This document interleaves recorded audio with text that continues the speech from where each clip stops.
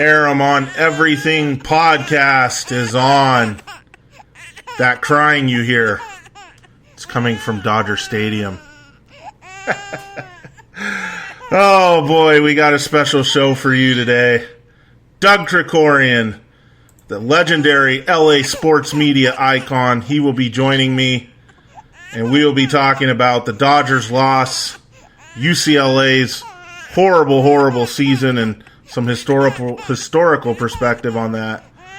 And, of course, USC and Notre Dame coming up this week. We will talk to Doug in just a second. Stand by.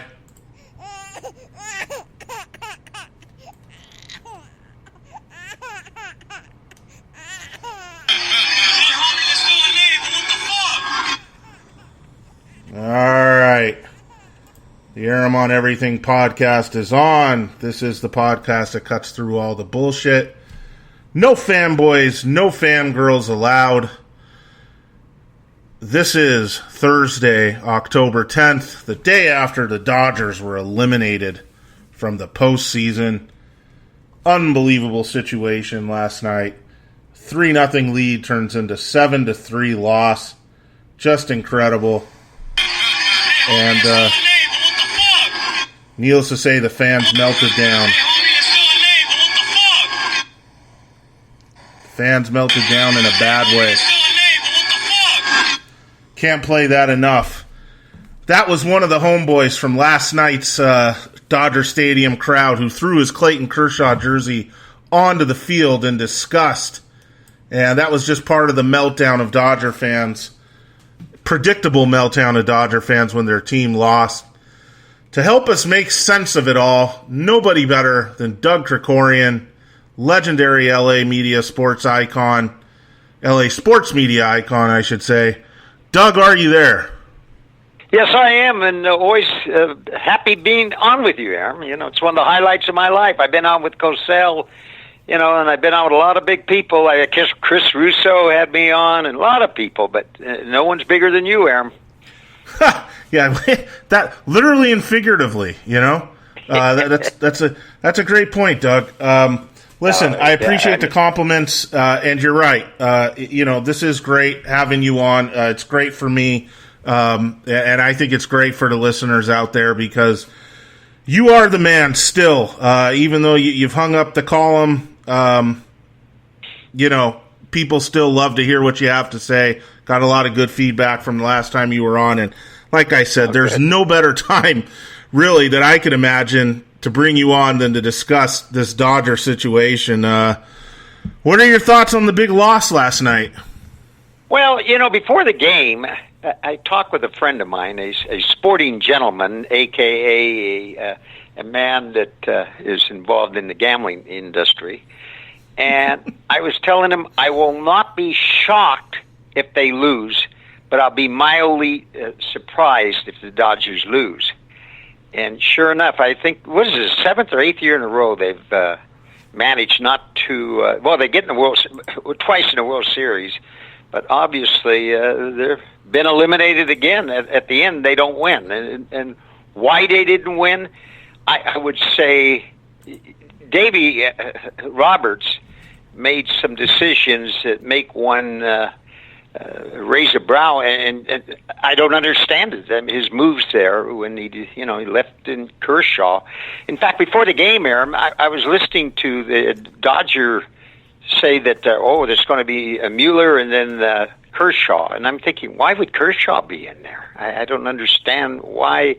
And I think it's his. They're living in the Kershaw of 4 or 5 years ago, and the one that's there today is just he's a pretty good pitcher, but certainly not dominating. I'm glad you brought that up, Doug. I'm glad you put it like that, about Kershaw, because that's kind of my whole point from this whole thing. Naturally, there's all this, upset and dismay about the loss from people, but you could see this thing coming from a mile away, and you could see it coming even from a couple years away. And the fact is that this organization had made it very clear by their inactivity with trades and whatnot and things they could have done to boost the pitching staff and the bullpen that they were going to live and die with guys like Kershaw and Kenley Jansen and Joe Kelly in big spots. And that's exactly what happened here. So I'm pretty disgusted by, it takes a lot for Dodger fans to disgust me, but, they reach all-time lows with me with their actions following this game, the blaming of Kershaw, Doug. He's the guy that back-to-back pitches gave up the lead and ultimately blew the save. But, he's also put in a lot of great innings for this organization. Yeah, he's the guy I call the best Tuesday night ace of all time because he doesn't win big games in the postseason. He's a great Tuesday night regular season pitcher in June. But geez, man, throwing his jersey on the field, running it over in the parking lot, the things people have done on Twitter, instead of making him Joker, they've called him Choker with a graphic. Come on, Doug. Jesus. Yeah, well, that's sports fans. They're obviously last night after the game, I'm sure there were a lot of inebriated fans, 9 innings, and, you drink. What do they stop serving after the 7th inning? You could get very drunk for 7 innings. Do they still serve? I don't even know. Yeah. But they do stop, serve right like you through said. 9 innings. They served the whole 9 innings now. No, they stop. I think there is a cutoff. I think it is the 7th inning or so. Well, you could certainly get drunk if you could get booze. I'm sure they also serve alcoholic drinks. Not to mention beer, and they're upset. I mean, I personally thought this was the best Dodger team, perhaps in its history, as evidenced by their 106 wins. Although one must put an asterisk next to it. In their division, what do they get to face? 18 times Colorado Rockies. They get to face the San Francisco Giants. They get to face the San Diego Padres. Yep. And what's the other team? The mighty D-backs. Yeah, so they Diamondbacks. got, Diamondbacks. And the fact is, a lot of those victories come against some horrendous teams. But that said, they still were very deep and talented, and they look like a team that could go a long way. But when you have a guy like Rich Hill in Game 4 going, 2 2/3 innings or whatever he went, that's your starter, a guy who hadn't basically started and has been injury plagued for 2 months. You just wonder. I mean, too many things were negative about this, the way it happened in Game 5. I thought, Buehler wasn't going to pitch overwhelmingly as he did in the first. He got off to a big start in that opening. It was pretty easy for him. I mean, he's a great young pitcher, no doubt about it, Aram. Right. But I didn't think he was that overpowering last night. He was fine. He got out a lot of jams. He was fortunate to only give up, I believe, 1 run. Look, so, this team won 105 games, Doug. They were the best record in the National League. Yeah. 105, yeah. Over the course of a long baseball season, best pitching, best hitting, that kind of stuff, best talent eventually wins out. But over the course of a 5-game series, the more that series stays alive, the more it becomes a baseball game, which means coin flip. Basically, anybody that's bet baseball knows what I'm talking about. Okay, total coin flip. Yeah. You don't know for sure in a baseball game. So then all these things get magnified. The moves that Dave Roberts made or didn't make, not bringing in Kenley, instead sticking with Joe Kelly. The Kershaw situation. The Kershaw situation, you knew before the game the guy was going to eventually come in. And maybe that's a bad thing to know, but people are pointing to the fact, and the Dodgers struck out 12 times last night. They had 3 runs after the 2nd inning and didn't score again. You know what? The Nats struck out 13 times, Doug. They left 18 on base. Game could have been worse. The game could have definitely been worse. And, getting back to Joe Kelly, Aram, you probably don't know this. I'm a huge Red Sox fan. Been, almost all my life. The Red Sox, and I like ironically, the San Francisco Giants. And when Joe Kelly last year, I was praying they didn't put him on the World Series roster. He was postseason roster. Last September and last August, he was the worst reliever the Red Sox had. Mm-hmm. And he's been a painfully erratic reliever and starter throughout his entire career. So the way he performed this season did not surprise me. He's had one outstanding 2 weeks in his life, and that was, of course, in the postseason last year, 2 or 3 weeks. He was pretty good. But other than that, he's been an erratic performer all the times. Dombrowski said it later. He was the last guy that he wanted to add on the team last year, and yet he pitched very well. But he's been himself. Look, perfect example, microcosm of his whole career, even going back to St. Louis Cardinals. He was great for one inning last night. Look what happened in the next inning. That's Joe Kelly. So, you know, why do you have to... your whole season is on his rather erratic shoulders, and I don't know. They definitely should have gone to another pitcher other than him, especially for the second inning that he was in there. Yeah, everyone's saying that should have been Kenley Jansen out there. Well, you know, I don't know who, but I wouldn't have gone with Joe Kelly. I saw him so many times blow both saves and what's the other thing, holes for the Red Sox. A very erratic guy. Listen, there's no smarter organization in baseball probably than the St. Louis Cardinals. They're very, you know, year in and year out, and they got rid of him. Why would the Cardinals get rid of a guy unless, just like they got rid of Albert Pujols? They were smart. They're a very smart organization, the Cardinals, and that's not to say the Dodgers are a dumb organization. Obviously, they're exceptionally smart too with their young talent and the way they put together winning teams. They're very intelligent too. I tell you, Doug, I don't know about you. You know, you're. I would like to think an old school guy. So, I like to think I'm an old school guy.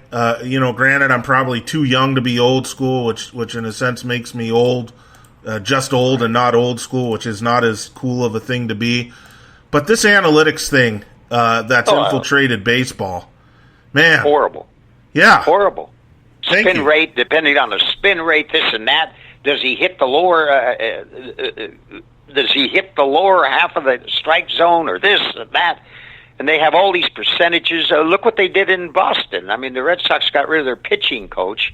Been there for 27 years. Great pitching coach, and they had arguments all year with the nerds, you know, and the analytic guys, and now they're going completely analytic, the Red Sox, and I hate that. I don't like it. No, I don't. What happened, Doug? I mean, what happened to the guys that used to manage by feel and not by analytics? Yeah, well, bygone era? Yes, I don't think it's going back to what it once was. And the old scouts and everything else. Yeah, I know. You know, Doug, everything's percentage now. Everything's percentage. Yeah, look at the way the way they defensive strategy now. 3 guys on the left, 3 guys on the right. I've seen so many ground ball outs go for singles. So many. It doesn't always work out. I guess sometimes it does, but a lot of times it doesn't. No, but you know, the guy that spearheaded this whole thing, the guy that, you know, was at the forefront of it, Billy Beane, the A's guy, okay? Yeah, he's never and he did it because he was working on a budget, okay? He was very vocal about the fact that, yeah, this will help you, this will work during the regular season, but in the postseason, you're on your own. Yeah, you're right. Well, I agree with Alex Rodriguez. You get a runner at second base, and the game is tied in the 8th inning. You don't bunt him over to third. That's insane. Yeah, well, I mean, they don't bunt. The guys don't even know how to bunt. The Atlanta Braves the other night, when they lost that 4th game, they had a runner at second base and didn't bunt him over in the 10th inning at the top of the 10th. Right. Didn't bunt him over. I'm not sure they know how to bunt.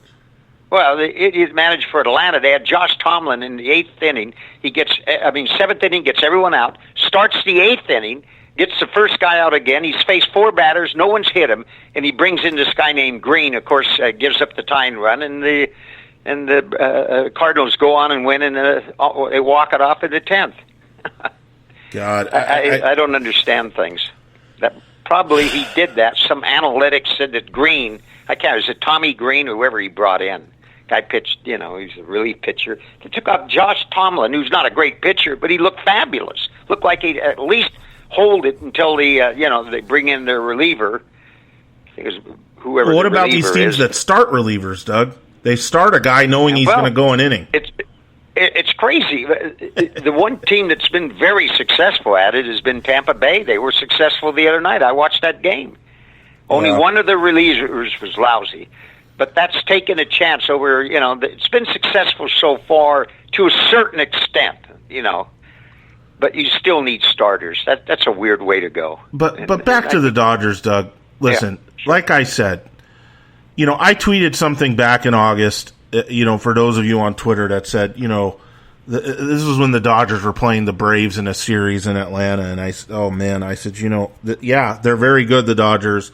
But, it just looks a little different, feels a little different when they're actually playing a team with a pulse. That was what I said, and look at them now. And ultimately, like you said, the NL West, and I know they had a good record against other teams and stuff like that, but ultimately you just got the feel that this was, at least for me, I know you thought, maybe this was one of the better Dodger teams of the last 3 years. To me, this seemed like good, not great collection of talent and glaring weaknesses, and if you're going to put the blame on somebody, it's got to be the front office. I know the manager could have done this. It could have been Kelly. It could have been Kenley. It didn't have to be Kershaw. It could have been any of these guys that could have been the problem or whatnot. But ultimately, they didn't make moves when they needed to make moves to shore up the bullpen, or get another arm period on the pitching staff that would have helped things out. This is what happened. They never got that bullpen help. And Doug, the bullpen was a problem last summer, not this summer, but last summer. Yeah. And they never did anything about it. So if you're going to live and die with the guys that you got, then you're going to live and die with the guys that you got. Yeah, but last night, for one game, Davey Roberts, really, he's got to get Kelly out of there. Why did he bring him out for another inning? But who are you going to bring in? Kenley? Why did he allow Kershaw to come out for the next inning after he got, struck out the left? Who's the left fielder? Adam Eaton, I believe his name is. Yeah, well, for one game, but you're right. They should have strengthened their pitching. Definitely the bullpen. I agree with you there. Yeah. So Doug Krikorian, the legendary columnist, if he's at that game last night writing a column off that game, are you telling me your column is going to be focused around Roberts' bad decisions? Yeah, I would have got on Roberts pretty good, like Bill Plaschke did today. Yeah, he made some bad decision. I thought you probably thought the same thing when he came out with Kershaw. Is nothing like he used to. Those 289 mile an hour, they call them sliders. They were fastballs. They didn't even move. You saw it. Especially the one to Soto. My gosh. What's so funny? That was a batting practice pitch. Everyone knew it was coming, Doug. When the guy came in, everyone knew that, we're in trouble here. We're going to be lucky to hold this lead. Why didn't he have the left-hander? Who's the guy named Kaloric, or the guy that struck him out twice? The side-arming left-hander in the bullpen. Well, Kaloric, isn't it? I don't know. You could have said he could have had Maeda, who came in and struck out the side. Maeda, they can't hit him. Hendricks, I know, can't hit him. Struck out the side. I would have just kept Maeda could pitch 2 or 3 innings. The guy used to be a starter. He could go 5 innings. He's tough. Yeah, the big stage. Go ahead. I'm sorry. Well, what's so screwy, Doug, is all this stuff that we're arguing. That game in the 9th inning, bottom of the 9th, it looked like it was over. That kid hit the home run to. I thought it was a home run to the warning track with a guy on. It would have been out earlier in the game. It would have been a night. Forget it. Oh, man. And we wouldn't even be talking about this now, you know? Well, that's baseball. One thing about baseball, Aram, and I've seen it over and over and over. We could sit here, give great erudition and how, what's going to happen tonight, and we don't know what's going. You just never know in baseball. Right. How could a guy with one leg come out and hit a home run with 2 outs against the greatest probably relief pitcher in the history of baseball, among the greatest, Eckersley? How does that happen? Gibson hit that home run. But it happened. Like I said, baseball, to tell who the really top teams are, does need to be played out over the course of, a 6-month season. And the more you condense it down, the more you bring it down into a single game situation or even a single inning situation once that bad boy gets tied. It's a coin flip, Doug. I really think South Pasadena High School could beat the Dodgers in 1 game of baseball. Okay? No, I agree. What if I told you before yesterday's Atlanta-St. Louis game, that it would be over in a half an inning. Half an inning. Yeah. It would be over in a half an inning before Atlanta got the... You'd say, what are you talking about, you idiot? What are you talking about? I've never seen a team score 10 runs. No. I've seen it later in the game. In the first inning, have you ever seen a team, Major League team, score 10 runs in the first inning? It's never been done in the history of the playoffs. No. Never. Couldn't believe what I saw. But that's baseball. You just don't know what's going to happen.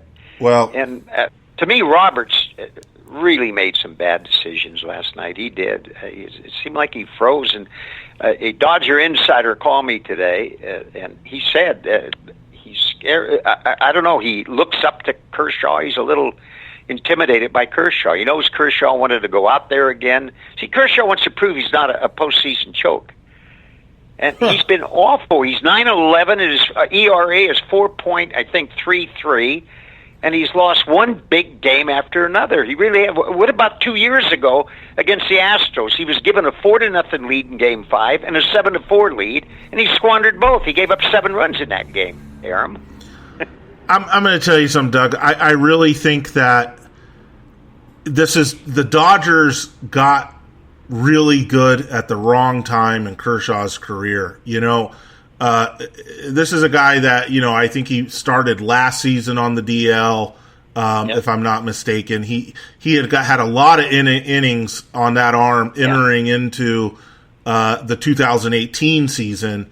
And, I know even before that, he had hard luck in the postseason. But I really think, the Clayton Kershaw of 5-7 years ago, pitching with this Dodger team, his whole postseason, resume would be a lot different. That's just what I think. I just think it's. I would agree with you there. Toward the end of his his shelf life. Although I do remember those. I do remember the performance when he had a 5-run lead against the St. Louis Cardinals at Dodger Stadium, and the Cardinals knocked him out, I think, in the 7th or 8th inning. He lost that game. Then another time in St. Louis, they had to take him out. That was a big game. He lost that game. Was it Matt Adams hit a 3-run homer against him? He lost that game. And in another game at St. Louis, they knocked him out in St. Louis also. And what about the Cubs? 3 years ago, what was it, 2016, when the Cubs knocked him out in game, I believe it was Game 6 back in Chicago. Yeah. They won the NLCS. He didn't get through the second or third inning in that game. It was never great, but like I said, I just think, man, it's just... He's no Bumgarner in the postseason, believe me. No, and Doug, it really does take a special guy, doesn't it? In the postseason, these guys that, I remember Dave Stewart used to have like ho-hum regular seasons, and you get him in the postseason, you couldn't touch him. Oh, yeah, there's a lot of guys like that. Yeah. I don't know what it is. I mean, why? Whitey Ford with the Yankees used to be. Well, Whitey Ford was just a great pitcher. What about Johnny Padres? Padres is, best changeup I've ever seen. That would dip down. They couldn't hit it. No one could hit it. At least the Yankees in 1955 in Game 7 at Yankee Stadium couldn't hit it. First time Brooklyn ever won a world title. Well, you're talking a little before my time, just a little. I know. I shouldn't go back that far. Yeah.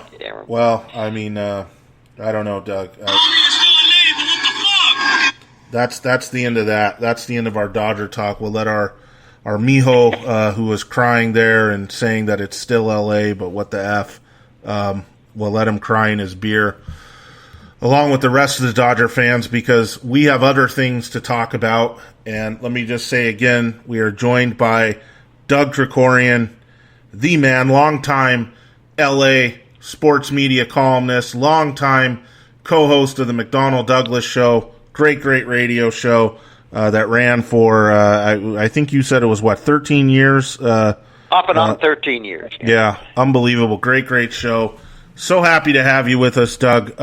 Always good being with you. Yeah, really. Discuss this amazingly awful time in L.A. sports. And I'm not just talking about the Dodgers and that whole tank job, but now I'm talking about UCLA. Last Saturday night, Doug, to me, was the absolute bottom of the bottom. Falling down 21-0 with 6 minutes left to go in the first quarter to Oregon State on your home field when you desperately need a win, you desperately need something good to happen. Having that happen and the coach isn't canned directly after the game or the next day just blows my mind. The state of UCLA football, Doug, you have perspective on this. You've been in this city for long enough. Is this the worst it's ever been? Absolutely. Even worse than last season. And last season was just terrible. I mean, the way I look at Chip Kelly now, I have a designation for such coaches, on-the-job retirement types. They get the job, and they're in their 60s, late 60s, whatever, mid-60s. It's an on-the-job retirement. He doesn't care. He's the highest paid, I think, employee in the university system in California. You know, what does he make? $3.5 million, $4 million? There's no one making that. No professor's making that. That's for sure. And he arguably is the worst coach in the Pac-12. Yeah, you know, and you're talking. Hey, I'm going to come out and say it. You will get very upset. He's a worse coach than what SC has right now. Honestly, I'd rather have Clay Helton as my head coach than this bum because he's terrible. Yeah, you're right. I mean, UCLA doesn't even look well coached. There's no spirit and nothing. They won that one game, but that was the most ridiculous game in the history of college football. What was it, 67, 63? Yeah, 67-63. I mean, that was no defense. They tackle poorly. They're not well coached. They don't care, as badly Doug. coached as USC is, they're not that badly. UCLA is worse. Really, I mean that. They don't care, Doug. I would take old clueless Clay over Chip Kelly. What would you do? Who would you take as a coach? I would take Clay Helton and that staff in a heartbeat over UCLA's Chip Belly and that staff. There's no question about it. Who's that agent that, for criminy's sake, the defensive coordinator looks as old as I am? Oh, he looks like a hobo. I know he does. I want to give the guy $1. Jeez, Doug, and he's horrible too. I put out on Twitter, and granted, some coaches took the play apart. You know, a play in the game where Oregon State scored on a long bomb.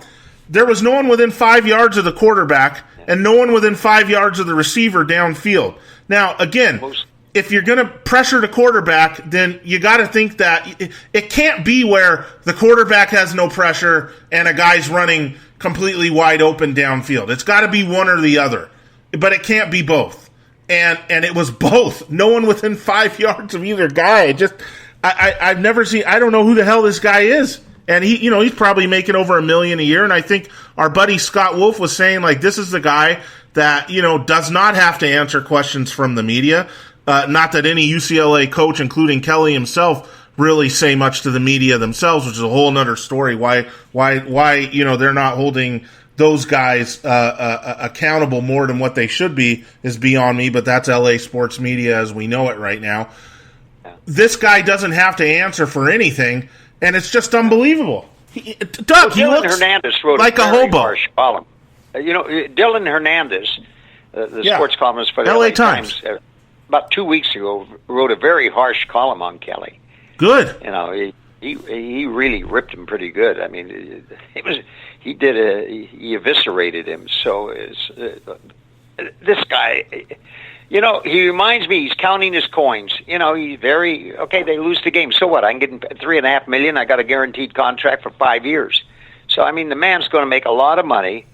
He reminds me, like even Kershaw last night, he talked to the media, this and that, I'm down, this and that. He makes $32 million a year. You really think it's going to ruin his life? Please. No. Gosh. I mean, my wife says, I kind of feel sorry. I says, I don't. I don't feel sorry for anyone that makes $32 million a year. Thank you so for he lost saying the game. It's a baseball game. Yeah. Believe me, he'll go back to Texas in the off season and live beyond anything you and I could dream of. Right. Now. Yeah. So don't feel too sorry for this guy. He makes $32 million. How many people that make that much a year? I don't know. Maybe you do, Aram. I don't know. Maybe you make. No, just you, Doug. You're the only guy I know up in that level. Joe used to say. Yeah, I listen. I mean it. Look, that has been the theme of everything I've ever put on social media, and a lot of the theme of this podcast is exactly wrapped up in what you just said, and that's why I say fans are suckers. These people that go to these games, people that go to the Braves games and spend all that cash, get in their seats and they're down 10-0. You're out that money. The millionaires on the field don't give a shit. They don't care. Not at all. I've always said, if I was a millionaire and I got to go home to a mansion to get over that game, believe me, it wouldn't be too hard for me to get over it. Yeah, that was like people felt bad for Tom Brady, and I'm a big Patriot fan after the Eagles, beat him. I said, well, how could you feel sorry for that guy? His wife, he goes home to Gisele Bündchen every night. One of the most beautiful women with one of the great bodies in the world. He goes home with her. She makes $40-50 million a year. Right. He makes $40-50 million a year. So I wouldn't feel sorry for him ever. And the same thing with Kershaw. Yeah. I mean, he's a good guy last night. He meets with the media. Okay, I give him credit for that. But I don't give him credit the way he pitched. And he pitches like that almost every year in the playoffs. He's had a couple good games. I think he shut out Atlanta one time. He beat Arizona, pitched a good game against Arizona. He's pitched a couple good. It's not like every time. But when it's really counted, he's failed every time. He's failed every time when it's elimination. He's failed. It's really that simple. Doug, this is why I say that fans are suckers, because they actually get caught up in these things and feel bad for these guys. I wouldn't feel bad. Look, there's a whole free Reggie Bush thing, and all these people out there feeling like Reggie Bush is some kind of victim and all this stuff. Let me tell you something. Reggie Bush is worth $35 million. Don't feel bad for him. Okay? Hey, he got a lot more out of football than he put in. 42. Listen to this, Aram. People feel the people that Mark Sanchez was a failure, this and that. He has $42 million in his bank account. I know that for a fact. Believe me, $42 million. So don't feel so. Mark. Mark Sanchez. He was a failure. No, he wasn't. He beat life.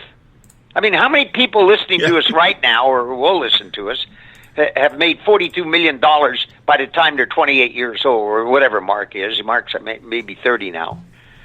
I knew Mark. I met him. He used to work at Phil Trainey's restaurant here in Long Beach, kind of a famous sports, where a lot of sports celebrities went there.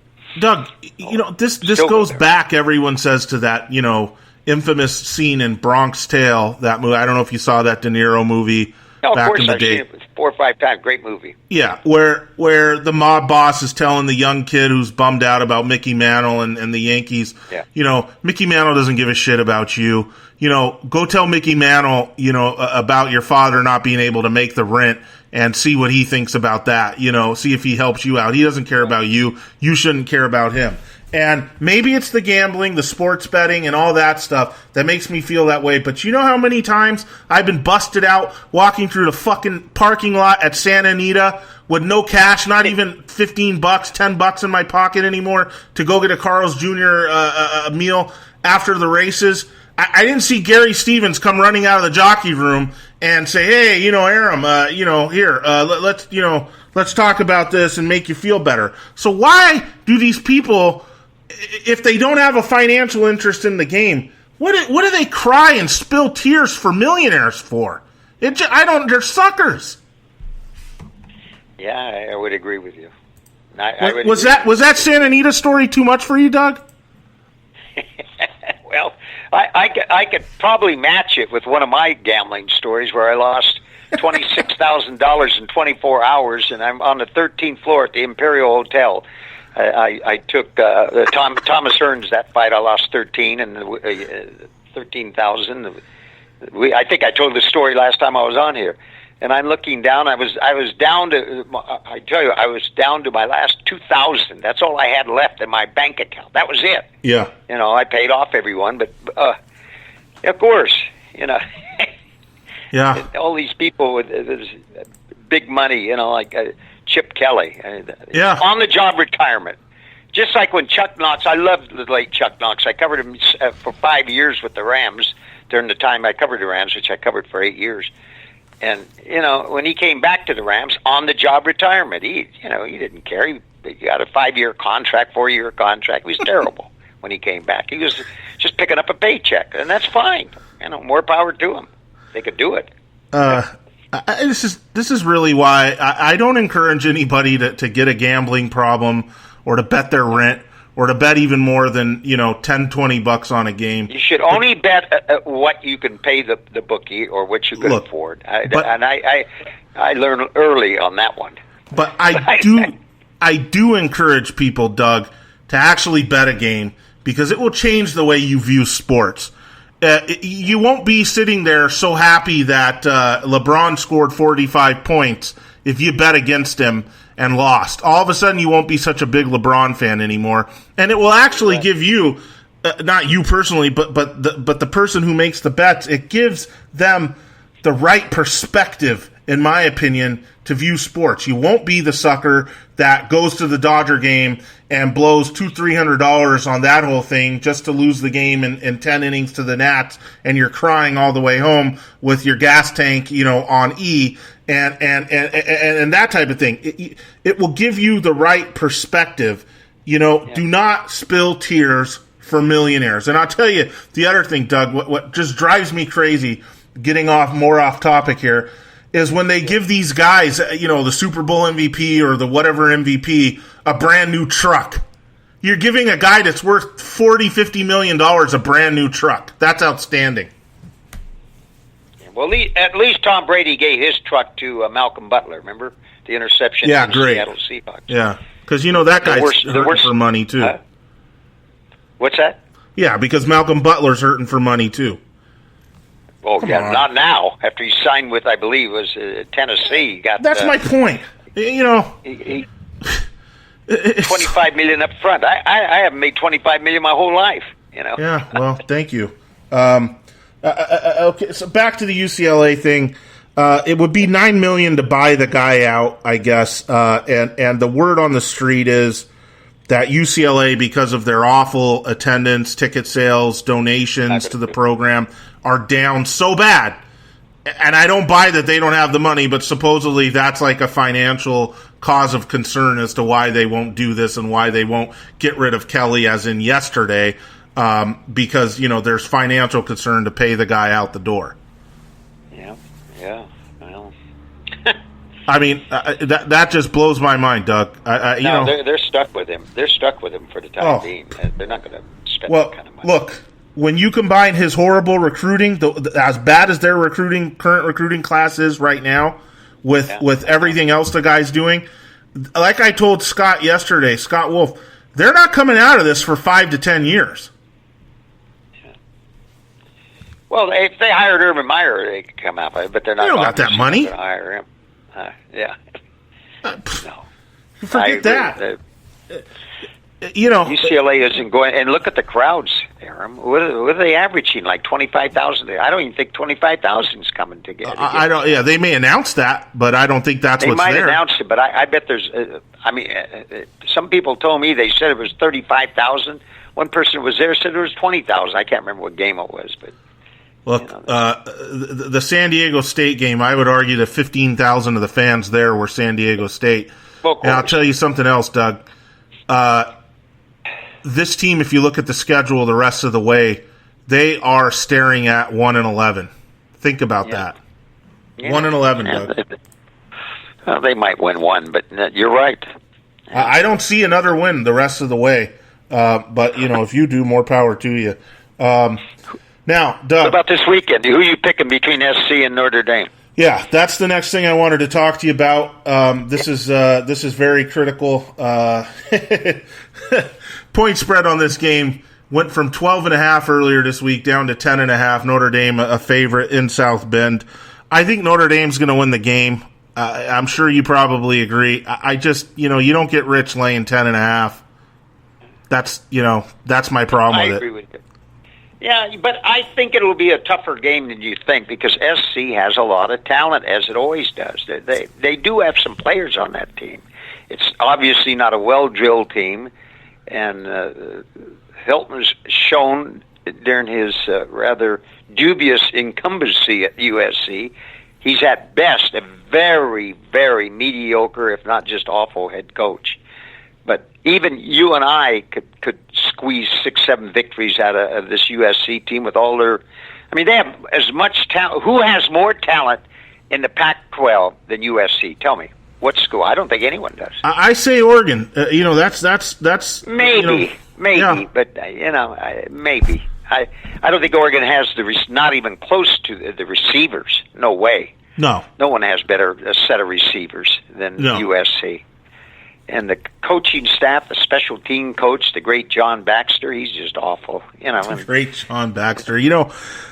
Doug, we're this is USC Notre Dame, and one of my favorite. It's hard to. I guess you can call him, a Notre Dame honk, Beano Cook. I imagine you probably knew Beano Cook on some level. Is he still living? No, he passed away. Yeah, I thought so. But I knew Beano. But I bring him up because he's infamous, for being a Notre Dame homer and making that whole thing on the air at ESPN when he said that Ron Paulus would win at least 2 Heisman trophies while at Notre Dame, and Notre Dame will win at least 2 national championships with him. None of that came true, but nonetheless, whenever I a little further down the line in my train of thought, whenever I think about Notre Dame, I think about Beano Cook and that whole prediction and that whole call. So that's why I wanted to bring up a part of a Brett McMurphy story that ran today at WatchStadium.com. I wanted to share this with everyone, just a little excerpt from this, the late great Beano Cook, and maybe get your thoughts on this. This is a classic story about Beano Cook, Doug. I don't know if you know this, but the I column, knew Beano. He was SID at Santa Barbara at one time. Yeah, well, he was also the SID at Pitt, and the column, this little story is about that. So I'll just read a couple paragraphs of it for you and then get your take afterwards and for everybody else. It says, one day, decades before the internet, Cook received a call in the Pitt Sports Information Office from a woman wanting a copy of the Panthers football roster. Cook told her there were 120 players on the team, but if she waited a few weeks, the roster would be cut to 85 to 70 players. Otherwise, it's really a waste of your time, Cook said. But the woman was persistent. She demanded to know the name of every Pitt football player. Cook asked her why she needed this. Because, she said, I want to sleep with everybody on the football team. Everybody on the Pitt football team. So Cook took a second before responding, and he said, well, in alphabetical order, starting at guard, Cook, Beano. Oh, that's funny. That's outstanding, no, he was a man. Character. He's a real character, Beano. Yeah. So, I thought that was great. I just wanted to share that with everybody. Yourself. Did you ever meet Beano Cook, Doug? I'm thinking he was years ago. I'm looking at the thing. I believe he was at Santa Barbara. I'm going to look it up right now. Maybe I'm confusing him with someone else, but I think it was Beano that was for a time at Santa Barbara. Let's see. It was Pittsburgh. Maybe I'm wrong. I guess I'm wrong. He passed away in 2012. Yeah, I was wrong. I guess I'm wrong. It wasn't Santa Barbara. There's another guy at Santa Barbara who's a real character, and I can't remember. But he was an SID or worked in sports information, though. But that was at Pitt, where he was he had graduated from Pitt. Yeah, no, I'm wrong. Yeah, he was never at Santa Barbara. Yeah, and actually October 11th, tomorrow that's the day that he passed away in 2012.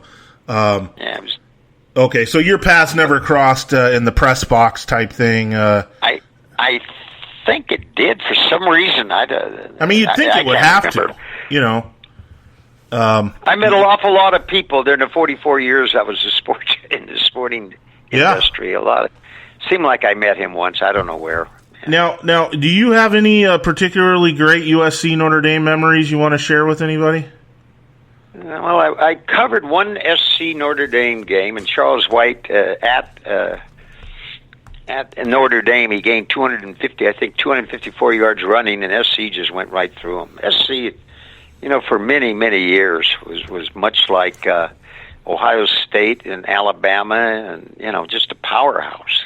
They right. just beat the hell out of them. SC was really good during the McKay years, during the first John Robinson years, and the Pete Carroll years. Do you think the rivalry's losing any of its luster? I'm sorry, I couldn't hear you. Do you think the rivalry's losing any of its luster? Yeah, it definitely is not what it once was. No, this used to be the game. My gosh, it was the biggest game. USC Notre Dame was like the number one game in they started playing, 1927? Knute Rockne and Howard Jones got it together, and that was just they played in front of 125,000 people at Soldier Field one year, where Babe Ruth and Lou Gehrig attended the game. Right.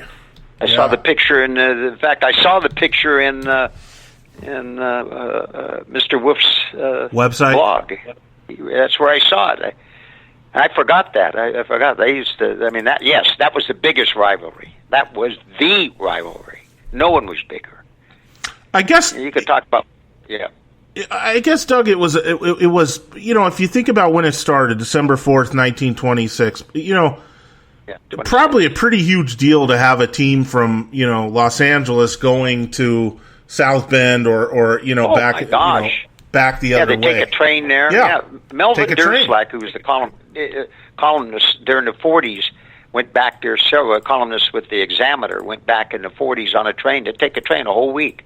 They'd go back. The teams would go on a train, and he said it was unbelievable. You get a Pullman car. They'd take about 5. They were just it was the SC boosters would go. The whole train would be SC people that would go back there.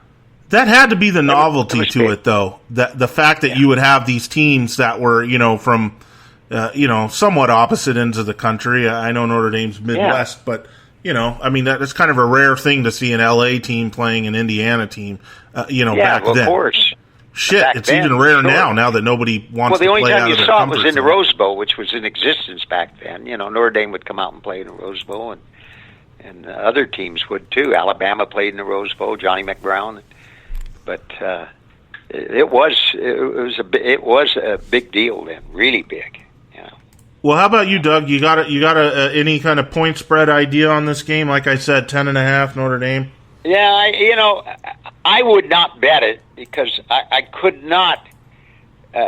Although I thought that SC was a great. Who did I give SC? They were playing Stanford. I loved SC at home against Stanford this year. I thought that was a cinch. And but I you want to take the points, but boy, you're messing with Helton's team, which is just not a well-drilled, efficient. They've been better. Actually, ironically, they've been better this year, but they still make a ton of mistakes, way too many. It's just not a well-drilled team. I like betting on coaches that I don't like betting on teams that you never know how they're going to perform. And you'd never know with it. SC could come out, believe me, they're capable of winning any game they play. I think they're that good. I really do. I mean, obviously not against Alabama or LSU or someone like that. But they don't play They them. could beat. They should have beat. Well, they could have easily beaten Washington. You saw the game. I mean, they could have won that game. And they've been with these second and third string quarterbacks. Although I think the freshman, which is Clovis or Slovis. Slovis, yeah. I think he's better than JT Daniels. I didn't like Daniels that much. Well, he'll be back under center. Better than Daniels. Yeah. He's back, Doug. But I tell you what, if SC's down 10 points in the fourth quarter, and you got Slovis trying to throw your way back into the game in South Bend, I agree. I'm not confident about that. And another thing you have going for you in this game, if you're an SC backer, all week Kent State players coming off 52. Notre Dame players coming off 52-0 win over Kent State. The players are feeling good about themselves. They're it was Bowling Green. Do you understand what I'm saying? Yeah, it was Bowling Green. Yeah, Whoever Bowling Green. 52-0. Okay, they feel good about themselves, real good right now. and SC players, will be, I think, maniacal in this game. That's what I think. They'll play very hard. And when they play hard, they could, because of their talent, just sheer talent. And they have some pretty good running backs.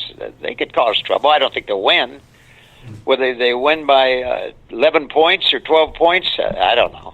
I don't think it's a great betting game because once again, and then let's say they beat SC 45 to nothing or 45 to 21, and people would say, "Oh, I knew all along." But you don't know. No one has a monopoly and correct judgments when you're betting. You don't know what's going to happen in the Astro game tonight. I don't know. More than that, likely the Astros will win, but it wouldn't be shocking if they lost. It's baseball.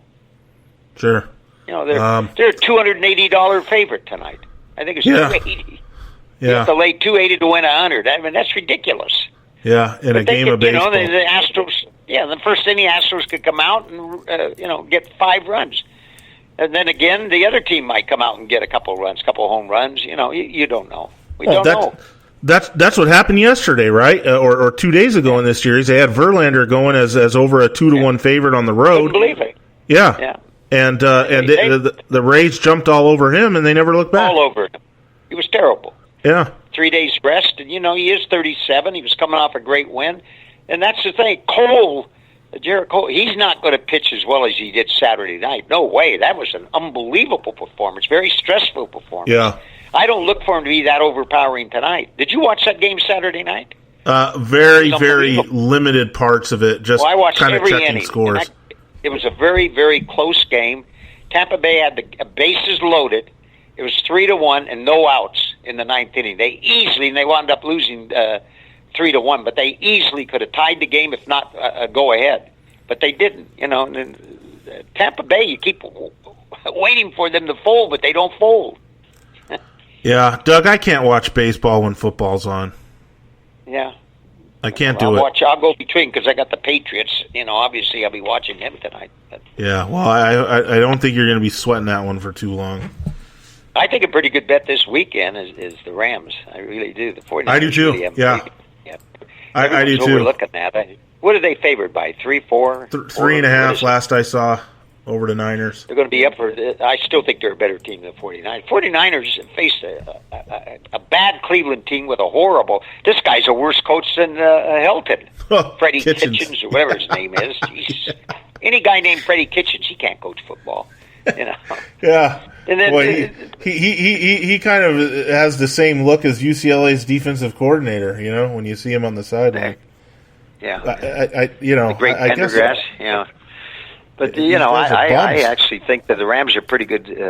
I'd bet either the Rams are not bet it. I wouldn't bet on the 49ers. They've had 3 of their opponents have been. Their first 3 opponents were awful. I think it was Cincinnati and who'd they beat in the first game? It was a Tampa Bay or so. I don't know. Cincinnati was I think week 2. Miami, they beat Miami.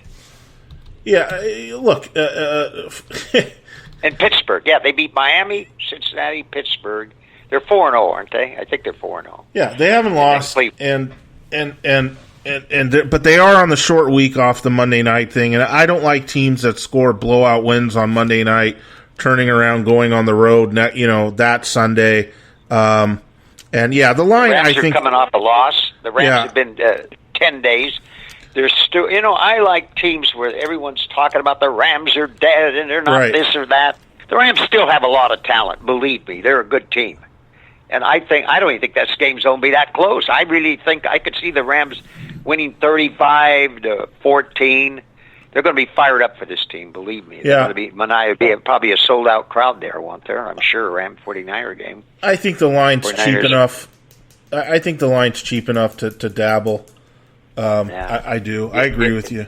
Now, Doug, you hate laying more than 3, though. I don't like. Yeah, in the NFL, where they play mechanical games. Yeah, you're right. But I would go with the Rams because no one thinks they could win, and the players are, and that Ram coach is pretty good. I think on the way out. What I think.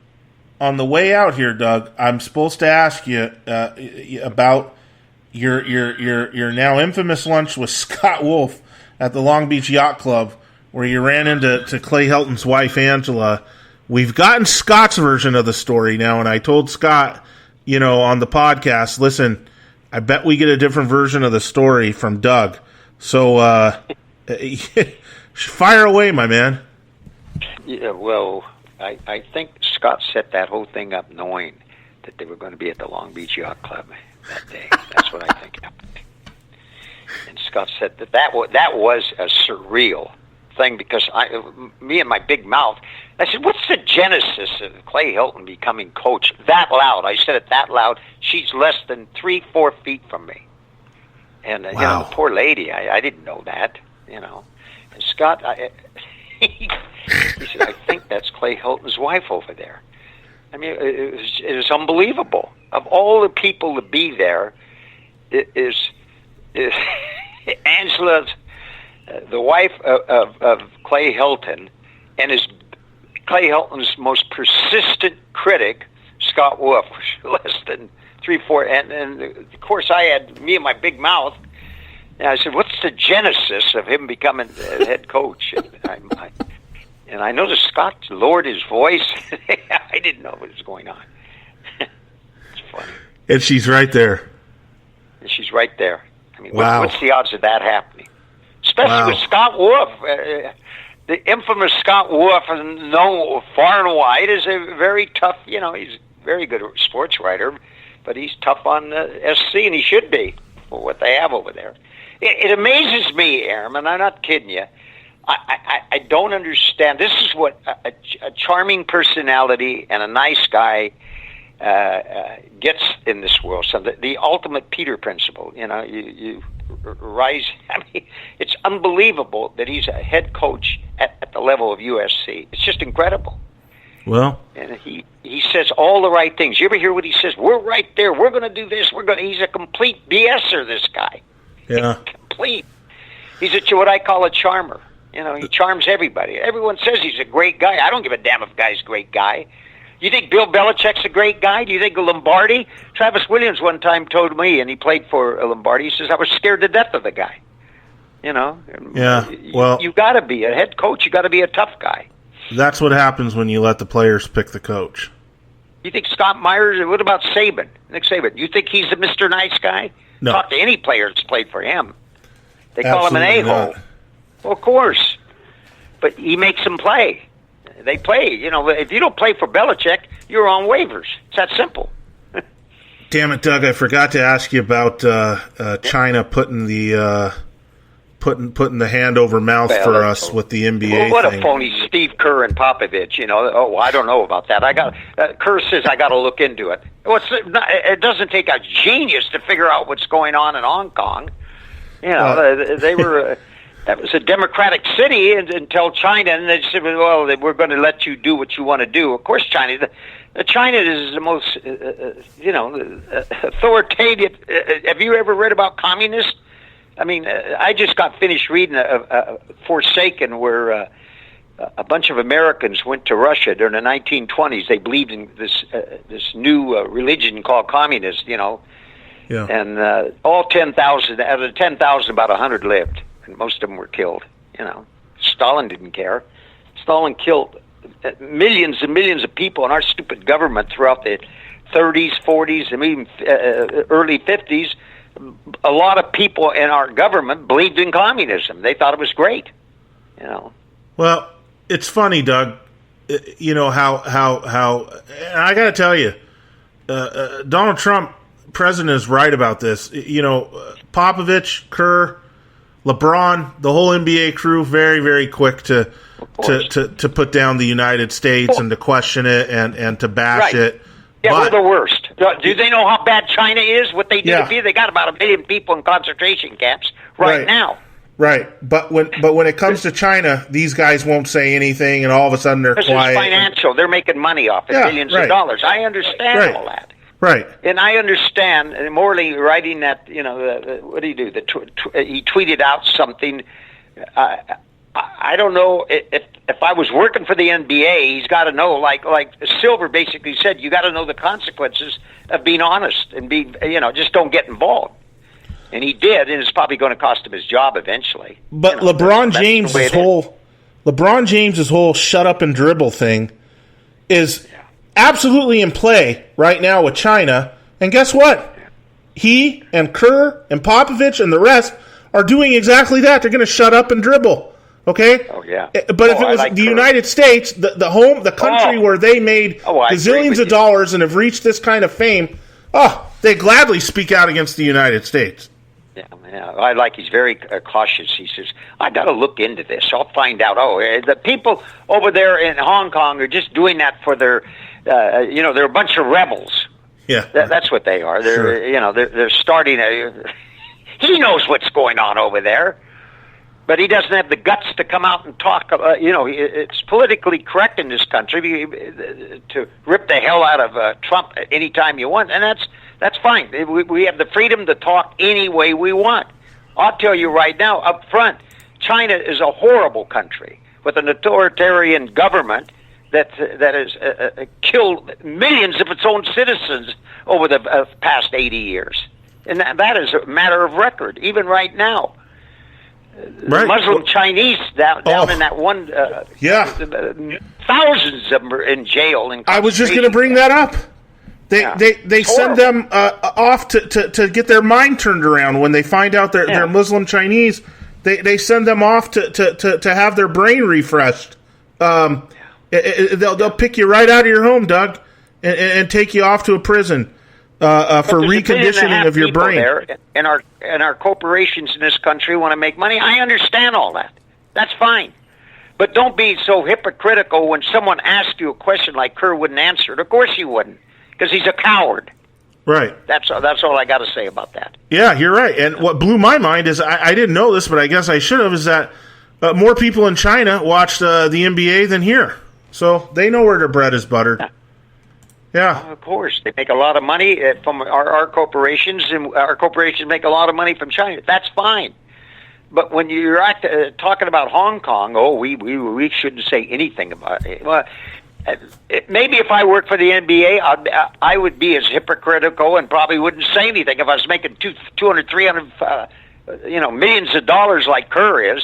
Right. But why be a phony on one side of the political spectrum, and on the other side where people are actually, thousands are dying and everything, he wouldn't say a goddamn word. Well, you want me to answer that? Because there probably won't be a podcast next week. Call me next week on it. I'm getting mad. I got to go anyway now, Aram. Yeah. I got to be somewhere, but it's always fun talking to you, buddy. Yeah. As always, I appreciate your time, appreciate your thoughts. We're going to have you back on again because it's just great talking to you. It really is. And I appreciate it. Remember, I'm giving you the Rams. I'm giving you the Rams this week. Yeah. And they'll probably lose by 3 touchdowns. You say, Doug, and I don't know what's going to happen. I happen to like the Rams this weekend. I hate laying more than 3 points, but if you put a gun to my head, I think the Rams, they're still a better team than 49ers. 49ers haven't proved anything to me. They're good. They got 2 good defensive ends, and Jimmy Garoppolo looks like he's managing the game pretty well, and they got running backs, but they haven't faced a team as good as the Rams. Not even close. Right. Not close, believe me. And if they win and cover, Doug, you'll be expecting me to pick up the next meal at the Long Beach Yacht Club. No problem. There we go. You'll be my guest there. Okay. All right, Doug. We'll talk to you soon. Always talk. Okay. Thank you, sir. Thank you. All right, that was Doug Krikorian, the L.A. sports media icon. Love having him on the Aram on Everything podcast. As you could see, especially when that discussion got to China, you could see this is the podcast that cuts through the bullshit, okay? You're not going to do that Kerr, Popovich, NBA crap here, okay? Not going to do it. Anyways, Dodger fans. I don't know what else to tell you. Hopefully not all of you got arrested last night. Oh, man. But I tell you something else, though. It's going to be very nice, very, very nice to not have to listen to you guys on Twitter anymore or read you on Twitter anymore. Remember, no llores, mijo. No llores, mijo. Okay? There's always something else. There's always another game. Aram on Everything podcast will be back soon. Thank you for listening.